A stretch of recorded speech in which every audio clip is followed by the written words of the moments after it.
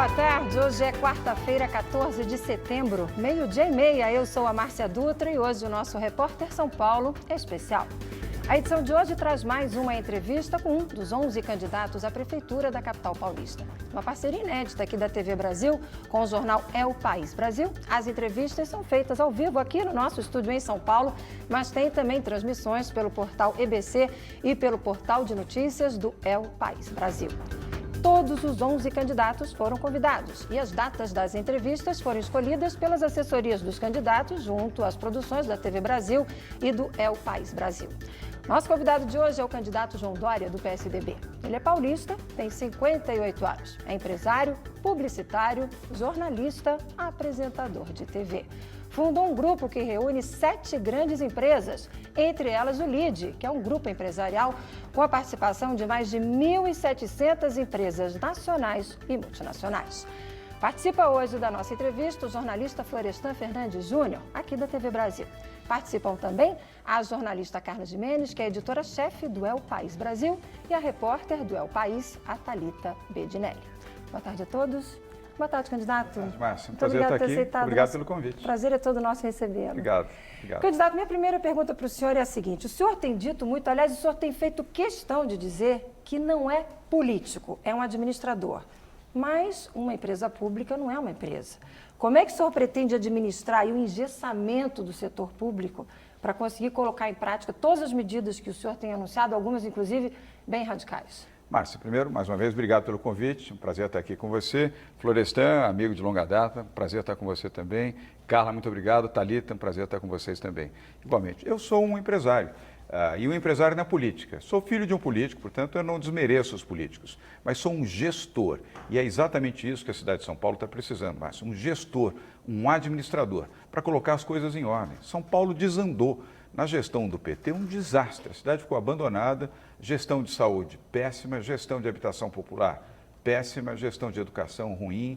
Ou seja, todos os indicadores muito ruins. Não sou eu que digo isso, é a população. Datafolha, Ibope, qualquer avaliação da gestão petista na capital de São Paulo é muito ruim. Então eu vim saindo do setor privado, da minha área de conforto, sou empresário, 45 anos de vida privada, modéstia à parte, com sucesso, com êxito. Tomei a decisão de disputar as prévias do meu partido, o PSDB, vencemos as prévias no primeiro turno, no segundo turno, e agora vamos para o segundo turno e vamos vencer as eleições. Mas e o engessamento do poder público? Gestão. Você desengessa com gestão, com eficiência e com transparência. É isso que nós vamos fazer. Carla. Eu vou pegar carona na pergunta da Márcia. Quando a gente fala em engessar, engessado, né? Eu fico pensando, quando houver uma negociação com professores, com sem-tetos, invasões de... Ou seja, vale a gente mandar numa empresa, os funcionários obedecem, senão eles vão embora. Como é que a gente lida numa cidade que também que tem as demandas em que os movimentos sociais entram? Como vai se trabalhar um prefeito e dizer aos movimentos sociais não? Com diálogo. É importante ter o diálogo. Na política, você não pode prescindir do diálogo. É muito importante que você tenha a capacidade de dialogar. Mas dialogar não significa você transcender, não significa que você não seja capaz de ter gestão e opinião. E é o que falta, aliás, à Prefeitura de São Paulo. A Prefeitura, por falta de diálogo, já cometeu erros e até algumas atrocidades. Né? E esses erros nós não vamos cometer pela falta de diálogo. O que nós não vamos aceitar é a irresponsabilidade, seja a irresponsabilidade na ação de movimentos populares ou na irresponsabilidade da gestão pública. Quando você dialoga, você constrói. Você, nas boas conversas, você sempre vai encontrar uma boa solução. E eu quero dizer também, no setor privado é assim. Não é aquela situação de alguém manda, os outros obedecem, não. Isso talvez no passado. Empresas modernas, empresas atuais, para ser um bom líder, Carla, você tem que ser um líder respeitado, não é um líder temido.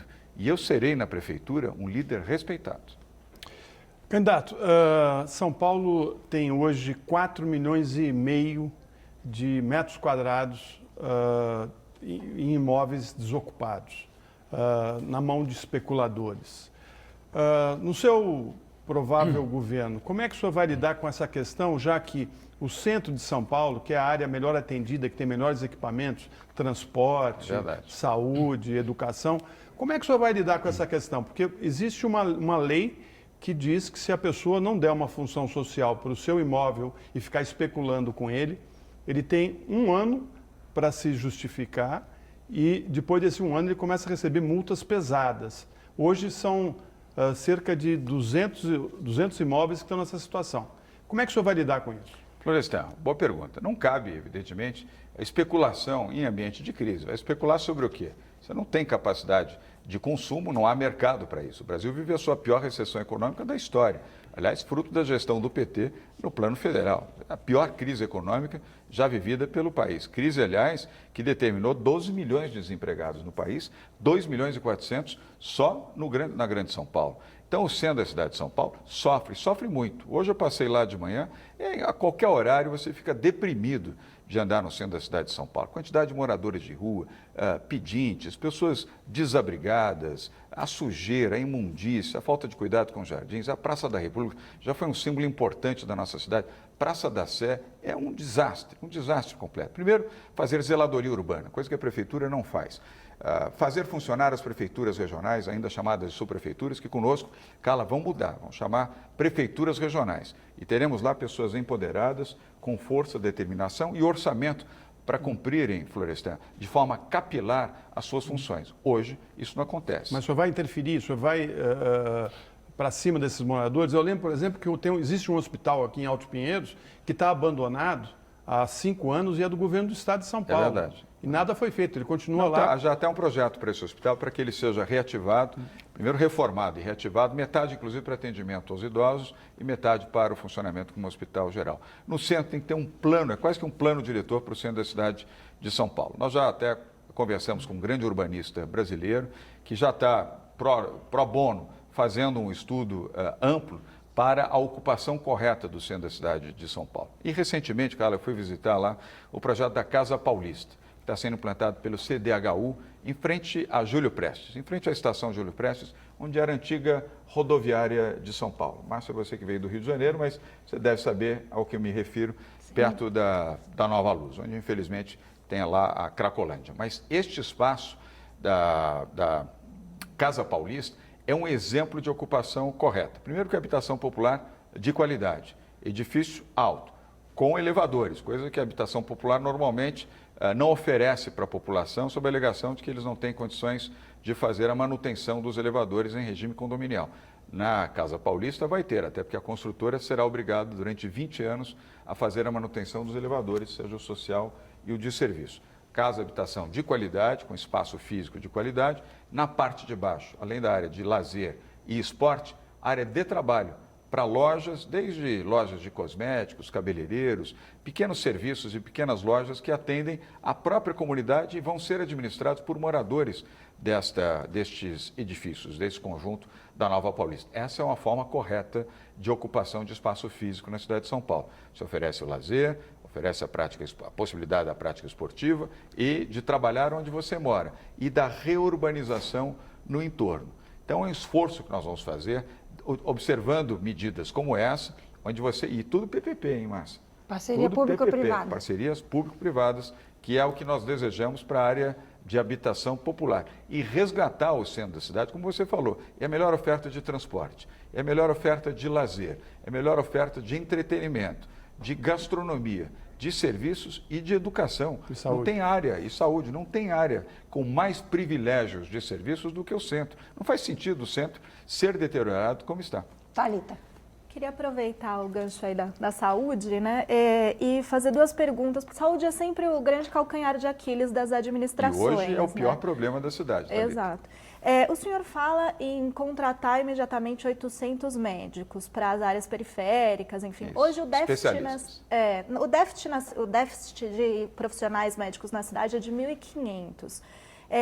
Como é que o senhor faria para atrair esses profissionais para as periferias, sendo que hoje, na periferia, as organizações sociais já pagam 15 mil reais até para um médico, mas ele não tem interesse em ir porque muitas vezes prefere fazer plantão, enfim, tem a questão da infraestrutura que é difícil. E só para emendar, ainda continuar na área da saúde, eu queria que o senhor explicasse um pouco essa questão dos corujões, né?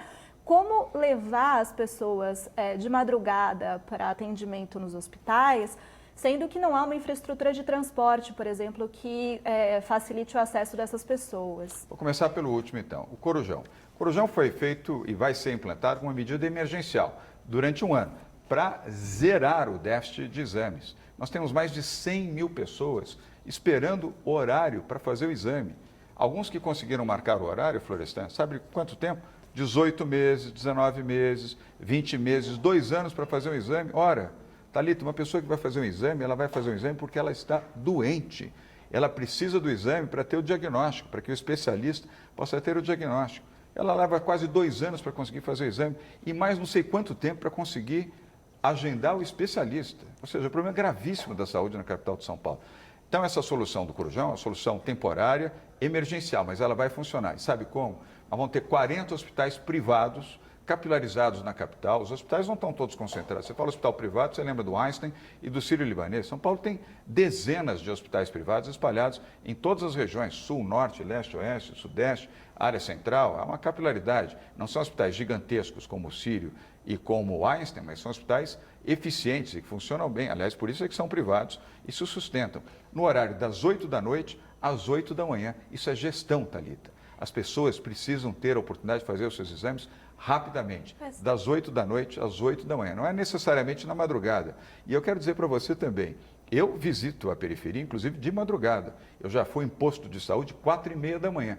4h30 da manhã, Thalita, as pessoas estão lá padecendo no posto de saúde da prefeitura para pegar senha. Mas um posto de saúde geralmente é mais próximo da casa da pessoa. Um hospital, ele não necessariamente fica próximo. Como essas pessoas chegariam a esse hospital às 3 horas da manhã? Primeiro tem transporte à noite. Você não tem transporte com a abundância que você tem durante o dia. Mas há transporte à noite. São Paulo não fica parado de noite, não. São Paulo é uma cidade de 24 horas. Você tem teatros, bares, restaurantes, call centers, vários serviços que funcionam de noite e as pessoas utilizam o transporte coletivo. Ou você acha que não? Todo mundo anda de Uber. Usam transporte coletivo? Sim. Então é uma falácia essa história de que não tem transporte coletivo à noite. Tem. Não tem na abundância que tem durante o dia, por uma razão óbvia. Você tem menos público para a utilização desse transporte, mas ele existe. E onde não existir, criaremos linhas, ainda que temporárias, para atender aquela determinada localização daquele hospital. O que é importante é zerar o déficit dos exames de saúde. É inacreditável que uma cidade como São Paulo, uma pessoa leve 2 anos, ou que seja 1 ano, que seja 6 meses. Sejam 3 meses que você diga, o que não é verdade. Ninguém consegue fazer exame com menos de 1 ano aqui em São Paulo. Vá à periferia e pergunte na porta de um hospital, uma UBS, uma AME ou uma AMAS. Nós temos que zerar isso nessa operação emergencial. E por que fazer com o setor privado? O setor privado tem, primeiro, instalações adequadas, depois, equipamentos que funcionam. A rede pública, você vai ver o tomógrafo está quebrado. Há quanto tempo? 6 meses, não arrumou, não conseguiu arrumar. Porque precisa fazer tomada de preço, licitação, não sei o que e tal. Os equipamentos de alta tecnologia são velhos, muitos não estão operando. Enquanto na rede privada estão todos operando. E um hospital, isso para você que está nos assistindo, acompanhando aqui, um hospital opera 24 horas por dia, de dia e de noite. E depois das 8 horas da noite cai muito o movimento no hospital. Agora, o enfermeiro, o operador, o técnico, o equipamento, o raio-x, a tomografia, os equipamentos estão lá. Para o hospital é melhor que ele seja usado e que a prefeitura pague por isso, num valor negociado, Florestan, e atenda as pessoas. Candidato, nós vamos para um rápido intervalo e na volta o senhor vai responder a outra pergunta dela. Como é que o senhor vai levar médicos para a periferia? A gente volta já já.